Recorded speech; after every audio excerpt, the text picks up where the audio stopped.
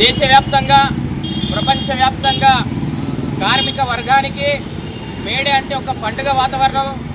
ఎంతోమంది అమరులు 140 సంవత్సరాల కిందనే 8 గంటల పనిదినం కావాలని, కనీస వేతనాలు కావాలని, ఉద్యోగ భద్రత కావాలని, కార్మికుల యొక్క శ్రమను గుర్తించాలని, కార్మికుల యొక్క శ్రమను గుర్తించినటువంటి పెట్టుబడిదారులు, కార్పొరేట్లు ఒక యంత్రం లేక 140 సంవత్సరాల కింద వీళ్ళందరినీ గిట్ట ఎలాంటి పని గంటలు ఇవ్వకుండా, ఎలాంటి వేతనాలు ఇవ్వకుండా గొడ్డు చాకిరి చేయించుకుంటూ దుర్మార్గంగా ఈ యొక్క కార్మికుల యొక్క రక్తాన్ని తాగినటువంటి పెట్టుబడిదారులకు, కార్పొరేట్లకు ఎదురొడ్డి పోరాడి అమరులైనటువంటి వారి యొక్క త్యాగాలను స్మరించుకుంటూ ఈరోజు 141 మేడను జరుపుకోవడం జరుగుతుంది. మళ్ళీ 140 సంవత్సరాల కింద ఏ రకంగా అయితే చట్టాలు లేవో, హక్కులు లేవో, కార్మికుల యొక్క శ్రమను గుర్తించకుండా ఒక యంత్రం లేక, పశువులు లేక చూశారు. మళ్ళీ నేటికిట అదే జరుగుతుంది. మళ్ళీ నరేంద్ర మోడీ ప్రభుత్వం 3వసారి అధికారంలోకి వచ్చినాక కార్మికులకు ఉన్నటువంటి హక్కులన్నీ కొల్లగొట్టాడు.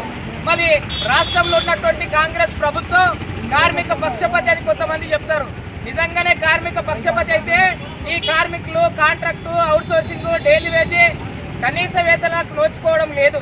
మరి 26,000 కనీస వేతనం ఇవ్వాలని చెప్పి ఆనాడు ఈరోజు కార్మిక చట్టాలు పోవడం వల్ల ఈ మొన్న ఆర్టీసీలు స్ట్రైక్ చేస్తే అది ఇల్లీగల్ స్ట్రైక్ అని చెప్పారు. మళ్ళీ నిజంగానే కార్మిక చట్టాలుండి, యూనియన్ పెట్టుకునే హక్కుండి, సమ్మెలు చేసే హక్కుండి ఈరోజు ఇవన్నీ ఉంటే కార్మికులందరికీ గిట ఈరోజు పెట్టుబడిదారులందరూ ఒక కుట్రపూరితంగా ప్రభుత్వాల్లో చొరబడి ఈ రాష్ట్రంలో, దేశంలో వారికి అనుకూలమైనటువంటి చట్టాలు తీసుకొస్తుండ్రు. మళ్ళీ రైతులకు అనుకూలమైన చట్టాలు ఉంటే వాటి అన్నిటిని తొలగిస్తుండ్రు, కార్మికులకు అనుకూలమైన చట్టాలు ఉంటే వాటి అన్నిటిని తొలగిస్తుండ్రు. ఇప్పుడే అన్నగారు చెప్పినట్లు 29 చట్టాలను మార్చేసిండ్రు కార్మికులకు. మరి ఆ మారవడం వల్ల 4 లేబర్ కోడ్లు తెచ్చారు. అందులో సంఘం పెట్టుకోకూడదు, సమ్మె చేయకూడదు, ధర్నా చేయకూడదు, మళ్ళీ ఇలాంటి ఎన్నో ఆంక్షలు విధించారు. ఇది చాలా దుర్మార్గం.